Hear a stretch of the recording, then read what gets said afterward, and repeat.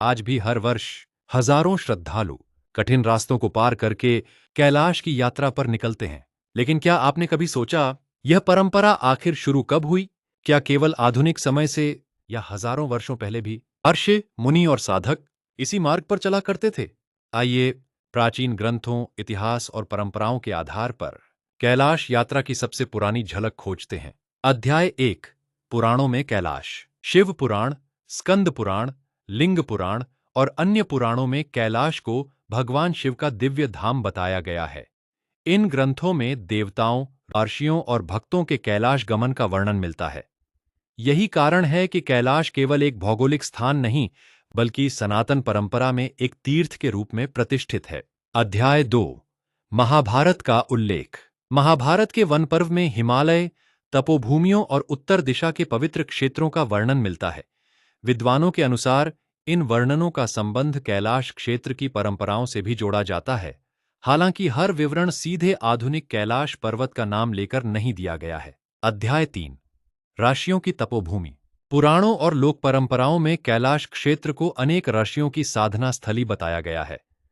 यह वर्णन ऐतिहासिक यात्रा वृत्तांत नहीं, बल्कि धार्मिक साहित्य का हिस्सा है, जिनका उद्देश्य उस क्षेत्र की आध्यात्मिक महिमा को व्यक्त करना है।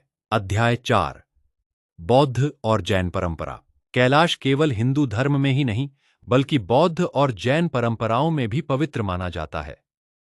तिब्बती बौद्ध इसे कांग रिनपोछे कहते हैं, जबकि जैन परंपरा में इसे उस क्षेत्र से जोड़ा जाता है जहां प्रथम तीर्थंकर ऋषभदेव के निर्वाण की परंपरागत मान्यता मिलती है। इससे स्पष्ट होता है कि यह क्षेत्र सदियों से अनेक धार्मिक समुदायों के लिए श्रद्धा का केंद्र रहा है। अध्याय 5, चीनी यात्री और ऐतिहासिक मार्ग। प्राचीन और मध्यकालीन काल में हिमालय के पार व्यापारिक और तीर्थ मार्ग सक्रिय थे।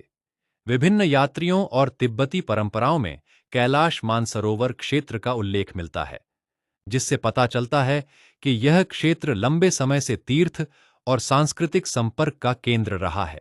अध्याय 6, परिक्रमा की परंपरा।